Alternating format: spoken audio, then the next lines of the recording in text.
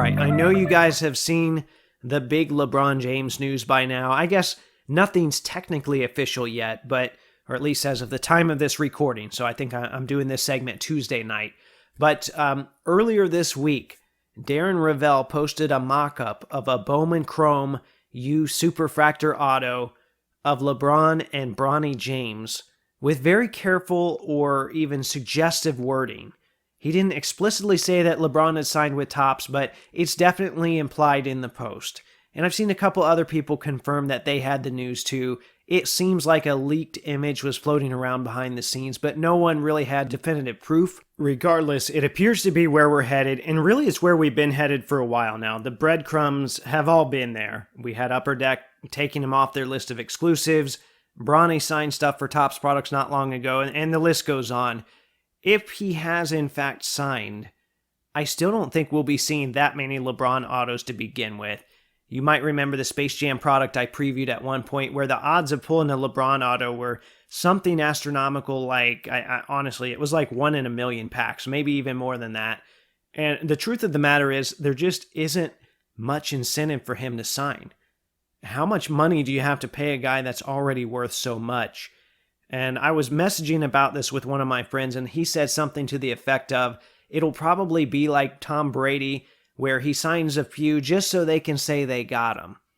And I really couldn't argue with that. I wouldn't be surprised if that was the case, which in a sense is a little disappointing because as of this point, they've used big announcements like this to try and compensate for the fact that the products that reach the majority of their customers are garbage. Regardless, I'm happy that we're going to eventually see LeBron autos in NBA uniform, and hopefully not all stickers. I don't really care much about what it means for the value of the existing ones. I know a lot of people have talked about that. I like the fact that more people have a chance of owning one, and it's not like they're going to flood the market anyway. He's not going to sign that much. He'll never catch up with guys like Magic or Bird. That would take years, so I'm not worried about anything like that. I think out of everything, though, I'm most excited for the buybacks that could come as a result of this. And by the way, thanks to Auburn35 for bringing this up in a reply to one of my tweets from this week. I've been thinking about it a lot ever since, and thinking about 3 or so cards I'd like to see reissued as certified pack-pulled autos. And no, I don't want them to sign any superfractors or gold refractors or anything like that. Let's just let those be. They're serial numbered cards. Let's just let them stay where they are. But as of right now, I came up with this list of 3 here. Really in no particular order. I'd love to see a Topps or Topps Chrome rookie buyback. I know it's a very common card, but I think it's an iconic card. It's something from Topps that we never really got signed. I'd love to see maybe a 2009 Topps where we've got that horizontal dunk image.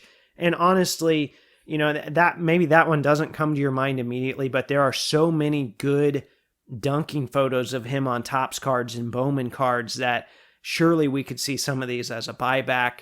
And then, of course, you can probably guess the last one I'm going to mention, but it would be the 2008 Topps, or probably the Chrome version, but they're the same picture, the Choctaws image.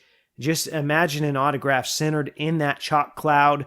The spacing on that image seems almost perfect for an autograph. I'm maybe someone out there has been able to get that signed so far. It's hard telling, but I don't think I've ever seen one, so I think that would be pretty cool. In addition to buybacks, I was thinking maybe they could do some sort of missing years set where they adapt some of the baseball designs from the years where they didn't have the basketball license, except for 2015. That set was hideous. But they did something similar for Bill Russell in 2007 basketball, and that's one of my favorite cheaper insert sets from the 2000s. You can probably buy, I think there's, maybe 8 or 9 cards in the set, maybe even more than that. No more than 11. I think it fills maybe a binder page, maybe a little more, but you can grab that whole set for probably about $10. But, as for LeBron's missing years, I think 2011 Topps would be kind of cool because it would remind people of the Trout update rookie and also get LeBron in a Heat uniform at the same time. I know regardless of what you think about Trout long-term, that is an iconic baseball card of our time, and I think a card like that would have some significance. I'm not saying it would blow up and be huge and super popular, but I think something like that would be kind of meaningful.